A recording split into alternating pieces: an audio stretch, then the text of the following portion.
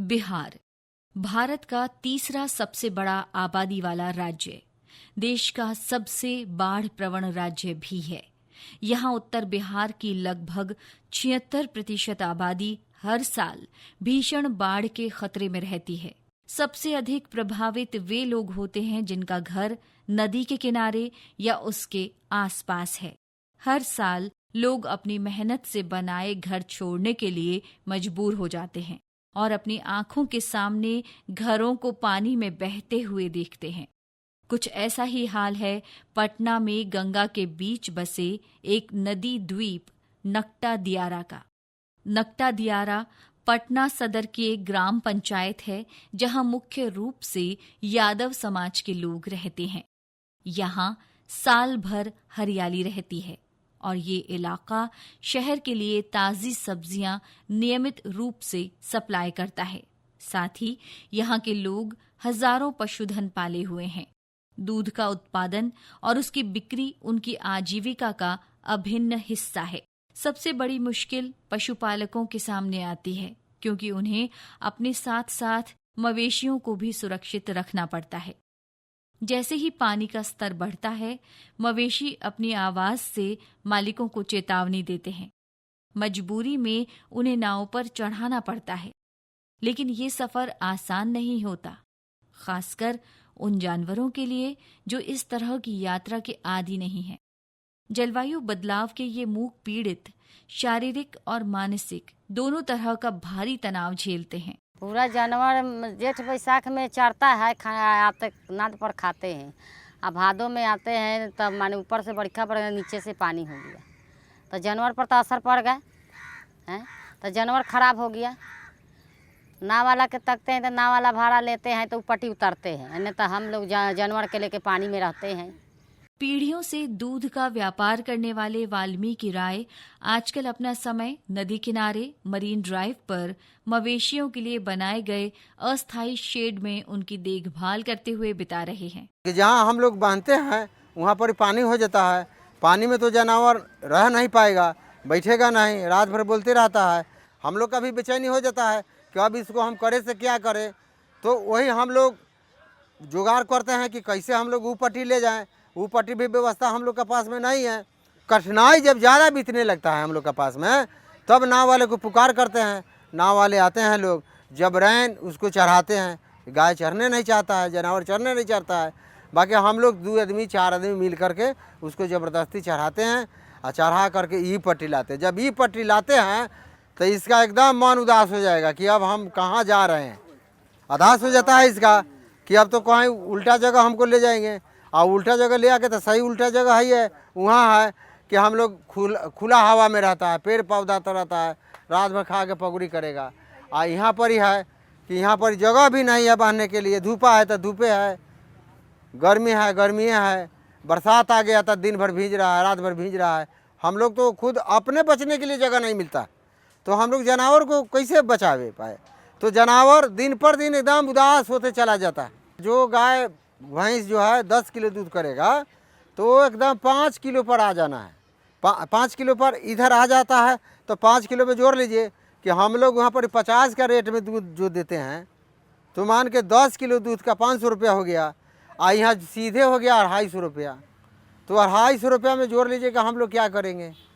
पशु चिकित्सक मानते हैं कि बाढ़ और जलवायु संकट का असर सिर्फ इंसानों पर ही नहीं बल्कि मवेशियों पर भी गहरा पड़ता है। पटना पशु चिकित्सा महाविद्यालय से जुड़े डॉक्टर निर्मल सिंह दहिया बताते हैं कि बाढ़ का पानी कई तरह की बीमारियां लेकर आता है। इनमें foot and mouth disease FMD, lumpy skin disease, leptospirosis, गलघोंटू, हेमरेजिक सेप्टिसीमिया और पेट से जुड़ी परजीवी बीमारियां प्रमुख हैं।